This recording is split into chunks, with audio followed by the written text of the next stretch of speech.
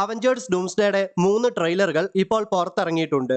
അതിൽ ഒന്നാമത്തെ ട്രെയിലർ പ്രധാനമായിട്ട് ഫോക്കസ് ചെയ്യുന്നത് സ്റ്റീവ് റോജേഴ്സ് അഥവാ ക്യാപ്റ്റൻ അമേരിക്കയാണ്. രണ്ടാമത്തെ ട്രെയിലർ പ്രധാനമായിട്ട് ഫോക്കസ് ചെയ്യുന്നത് ഗോഡ് ഓഫ് തണ്ടറായ തോറിനെയാണ്. നമ്മൾ ഇന്നത്തെ വീഡിയോയിൽ ബ്രേക്ക് ഡൗൺ ചെയ്യാൻ പോകുന്നത് അവഞ്ചേഴ്സ് ഡൂംസ്ഡേയുടെ ലേറ്റസ്റ്റ് ആയിട്ട് പുറത്തിറങ്ങിയ മൂന്നാമത്തെ ട്രെയിലറാണ്. മൂന്നാമത്തെ ട്രെയിലർ പ്രധാനമായിട്ട് ഫോക്കസ് ചെയ്യുന്നത് എക്സ്മെൻ എന്ന ടീമിനെയാണ്. ഈ ഒരു ട്രെയിലറിനെ പറ്റി നമുക്ക് സംസാരിക്കേണ്ടതായ ഒരുപാട് പ്രധാനപ്പെട്ട കാര്യങ്ങളുണ്ട്.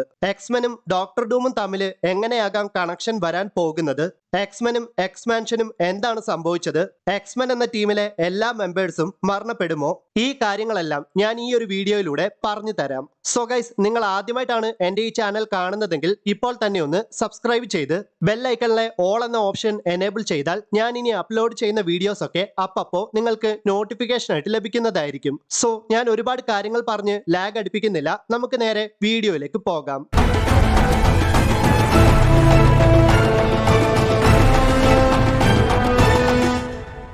എക്സ്മെന്റെ എക്സ്മാൻഷൻ കാണിച്ചുകൊണ്ടാണ് ട്രെയിലർ ആരംഭിക്കുന്നത്. ഒരു വലിയ യുദ്ധം നടന്നതിന്റെ അനന്തരഫലങ്ങൾ എക്സ്മാൻഷനിൽ നമുക്ക് കാണുവാൻ സാധിക്കും. എക്സ്മാൻഷന്റെ മിക്ക ഭാഗങ്ങളും തകർന്നും നശിച്ചും കിടക്കുകയാണ്. ഇവിടെ മിന്നി കത്തുന്ന ലൈറ്റ് ഒക്കെ അശുഭകരമായ എന്തോ നടക്കാൻ പോകുന്നു എന്ന സൂചന നൽകാനാകാം ഇവിടെ കാണിച്ചിരിക്കുന്നത്. മാത്രമല്ല, ചാൾസ് സേവിയർ അഥവാ പ്രൊഫസർ എക്സും മാഗ്നീറ്റോയും മരണത്തെ പറ്റി ചർച്ച ചെയ്യുന്നതായിട്ടും നമുക്ക് മനസ്സിലാക്കുവാൻ സാധിക്കും. ട്രെയിലറിൽ ബാക്ക്ഗ്രൗണ്ട് വോയിസ് ആയിട്ട് മാഗ്നീറ്റോയുടെ വോയിസ് ആണ് ആദ്യമായിട്ട് കേൾക്കുവാൻ സാധിക്കുന്നത്. എനിക്ക് ഒരു കാര്യം മാത്രം അറിയാം, മരണം എല്ലാവർക്കും വരും. പക്ഷെ ഒരു ചോദ്യം, നീ മരിക്കാൻ തയ്യാറാണോ എന്നല്ല, മരിക്കുമ്പോൾ നീ എന്തായിരിക്കുമെന്നതാണ്. ഇതൊക്കെയാണ് മാഗ്നീറ്റോ പറയുന്നത്. വളരെ പ്രായമായ ചാൾസ് സേവിയറിനെയും മാഗ്നീറ്റോയുമാണ് ഇവിടെ കാണിച്ചിരിക്കുന്നത്. ചാൾസ് സേവിയറിനെ പോലെ വീൽ ചെയറിലാണ് മാഗ്നീറ്റോ ഇരിക്കുന്നത്. മാത്രമല്ല, അവർ രണ്ടുപേരും ചെസ് കളിച്ചുകൊണ്ടിരിക്കുകയാണ്. ഇവിടെ ചെസ് ബോർഡിൽ കിങ് മാത്രം എയറിൽ പൊങ്ങുന്നതായിട്ട് നമുക്ക് കാണുവാൻ സാധിക്കും. ഒരുപക്ഷെ ആ കിങ്ങിനെ കൺട്രോൾ ചെയ്യുന്നത് മാഗ്നീറ്റോ തന്നെ ആവാനാണ് സാധ്യത. ഓർക്കണം, അവസാനമായിട്ട് ചാൾസ് സേവിയറും മാഗ്നീറ്റോയും ഇതുപോലെ ചെസ് കളിക്കുന്നതായിട്ട് നമ്മൾ കണ്ടത് എക്സ്മെൻ എന്ന മൂവിയിലാണ്. ആ ഒരു മൂവിയിലെ സീനിനെയും അതിലെ അവർ തമ്മിലുള്ള കോൺവെർസേഷനെയും ഫോർഷാഡോ ചെയ്യുന്ന അതേ സീൻ പോലെയാണ് ഈ ട്രെയിലർ കണ്ടപ്പോൾ എനിക്ക് തോന്നിയത്. ഇവിടെ ചാൾസ് സേവിയറിന്റെ സ്കൂളിന്റെ ലോഗോ, അതായത് Xavier school of gifted youngsters എന്ന അദ്ദേഹത്തിന്റെ സ്കൂളിന്റെ ലോഗോ തറയിൽ പൊടി പിടിച്ച് കിടക്കുന്നതായിട്ട് നമുക്ക് കാണുവാൻ സാധിക്കും. അടുത്ത സീനിൽ സൈക്ലോപ്സ് തന്റെ വൈസർ ഊരി മാറ്റിയിട്ട് വളരെയധികം ദേഷ്യത്തോടെയോ വിഷമത്തോടെയോ ഒക്കെ തന്റെ ഒപ്റ്റിക് ബ്ലാസ്റ്റ് പുറപ്പെടുവിക്കുന്നതാണ്. സൈക്ലോപ്സിന്റെ ചുറ്റുപാടും എല്ലാം നശിക്കപ്പെട്ട് കിടക്കുന്നതായിട്ടാണ് കാണിക്കുന്നത്. ഒരുപക്ഷെ എക്സ്മാൻഷന്റെ ഗ്രൗണ്ടിലാകാം സൈക്ലോപ്സ് മുട്ടുകുത്തിയിരിക്കുന്നത്. എക്സ്മാൻഷൻ പൂർണ്ണമായും നശിക്കപ്പെട്ടത് കണ്ട് ദേഷ്യത്തോടെയും വിഷമത്തോടെയും മുട്ടുകുത്തിയിരുന്ന് തന്റെ വൈസർ ഊരി മാറ്റി ഒപ്റ്റിക് ബ്ലാസ്റ്റ് പുറപ്പെടുവിക്കുന്ന സൈക്ലോപ്സിനെ ആകാം നമ്മൾ ഈ സീനിൽ കാണുന്നത്. സൈക്ലോപ്സിന്റെ പുറകിലായിട്ട് വലിയ കാലുകളുള്ള ആരോ നടന്നു പോകുന്നതായിട്ട് നമുക്ക് കാണുവാൻ സാധിക്കും. അത് മറ്റാരുമല്ല, അത് സെന്റിനൽ ആണ്. ഒരുപക്ഷെ ഈ സെന്റിനൽസുമായിട്ടുള്ള പോരാട്ടത്തിൽ എക്സ്മെൻ എന്ന ടീമിലെ പല ക്യാരക്ടേഴ്സും മരണപ്പെട്ടിട്ടുണ്ടാകാം. ഇവിടെ ഒരു പ്രധാനപ്പെട്ട കാര്യം എന്താണെന്ന് വെച്ചാൽ, സെന്റിനൽസ് എല്ലാം നശിപ്പിച്ചുകൊണ്ടിരിക്കുമ്പോഴാണ് സൈക്ലോപ്സ് തന്റെ വൈസർ ഊരി മാറ്റി സെന്റിനൽസിനെ നശിപ്പിക്കാൻ ശ്രമിക്കാതെ തന്റെ ഒപ്റ്റിക് ബ്ലാസ്റ്റ് പുറപ്പെടുവിക്കുന്നത്. ഒരുപക്ഷെ സൈക്ലോപ്സ് ഇവിടെ മനസ്സിലാക്കിയിരിക്കാം തന്റെ ടീമിൽ ഇനി ആരും ബാക്കിയായിട്ടില്ലെന്ന്. അവസാനമായിട്ട് താൻ മാത്രം എന്തിന് സർവൈവ് ചെയ്യണമെന്ന ഒരു തോന്നൽ, ഒരു വേദന പോലെ അദ്ദേഹത്തെ അലട്ടിയിട്ടുണ്ടാകാം. ഒരുപക്ഷെ സെന്റിനൽസിന്റെ ഇൻവേഷൻ നടക്കാൻ കാരണക്കാരൻ സാക്ഷാൽ ഡോക്ടർ ഡൂം ആയിരിക്കാം.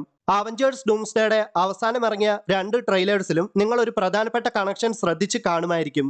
അതായത് അവഞ്ചേഴ്സ് ഡൂംസ്ഡേയുടെ ഫസ്റ്റ് ട്രെയിലറിൽ സ്റ്റീവ് റോജേഴ്സ് തന്റെ കുഞ്ഞിനോടൊപ്പമുള്ള മൊമെന്റ്സ് ആണ് കാണിക്കുന്നതെങ്കിൽ രണ്ടാമത്തെ ട്രെയിലറിൽ തോറിന്റെ മകളായ ലവും തമ്മിലുള്ള ചില മൊമെന്റ്സ് ആണ് കാണിക്കുന്നത്.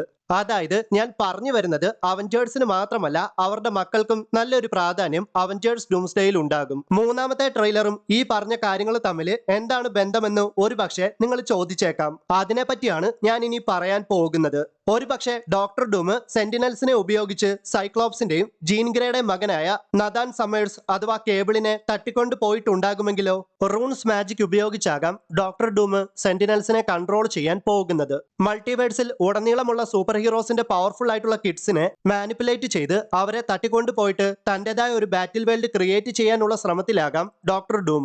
ദ ഫാന്റാസ്റ്റിക് ഫോർ ഫസ്റ്റ് സ്റ്റെപ്സിന്റെ പോസ്റ്റ് ക്രെഡിറ്റ് സീനിൽ മിസ്റ്റർ ഫാന്റാസ്റ്റിക്കിന്റെ മകനായ ഫ്രാങ്ക്ലിൻ റിച്ചാർഡ്സിന്റെ പക്കലേക്ക് എത്തിയ ഡോക്ടർ ഡൂം ഡൂമിനെ നമ്മൾ കണ്ടു.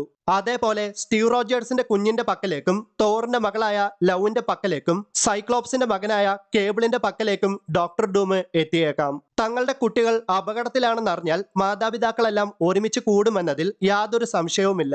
അങ്ങനെയാകാം മൾട്ടിവേഴ്സിൽ ഉടനീളമുള്ള നമ്മുടെ സൂപ്പർ ഹീറോസ് എല്ലാവരും ഒരുമിച്ച് ഡോക്ടർ ഡൂമിനോട് പോരാടാൻ പോകുന്നത്. ഈ ട്രെയിലറിൽ എക്സ്മാൻഷൻ കാണിക്കുമ്പോൾ മരണപ്പെട്ട് കിടക്കുന്ന എക്സ്മെൻ മെമ്പേഴ്സും അവിടെ ഉണ്ടായിരിക്കാം. ഒരുപക്ഷെ മാർവല് അത് സർപ്രൈസ് ആയിട്ട് വെച്ചിരിക്കുന്നതാകാം. സോ ഗൈസ്, ഇത്രയുമൊക്കെയാണ് അവഞ്ചേഴ്സ് ഡൂംസ്ഡേയുടെ മൂന്നാമത്തെ ട്രെയിലറിലൂടെ എനിക്ക് മനസ്സിലാക്കുവാൻ സാധിച്ചത്. വളരെ കാലത്തിന് ശേഷം എക്സ്മെൻ ക്യാരക്ടേഴ്സിനെ നമ്മൾ ബിഗ് സ്ക്രീനിൽ കാണാൻ പോവുകയാണ്. പ്രത്യേകിച്ച് കോമിക് ആക്രൈറ്റ് കോസ്റ്റ്യൂമിൽ വരുന്ന സൈക്ലോപ്സിനെ ഈ ഒരു ട്രെയിലറിൽ കണ്ടപ്പോൾ എനിക്ക് ഒരുപാട് സന്തോഷം തോന്നി. നിങ്ങൾക്കും അങ്ങനെ തന്നെയാണെന്നാണ് എന്റെ വിശ്വാസം. സോ ഗൈസ്, ഈ വീഡിയോയെ പറ്റിയുള്ള അഭിപ്രായങ്ങളും പിന്നെ അവഞ്ചേഴ്സ് ഡൂംസ്ഡേയുടെ ട്രെയിലറിൽ നിന്ന് നിങ്ങൾക്ക് എന്തെല്ലാമാണ് മനസ്സിലായതെന്നും മറക്കാതെ ഒന്ന് കമന്റ് ചെയ്തേക്കുക. അടുത്ത വീഡിയോയിൽ നമുക്ക് വീണ്ടും കണ്ടുമുട്ടാം. അതുവരേക്കും ബൈ.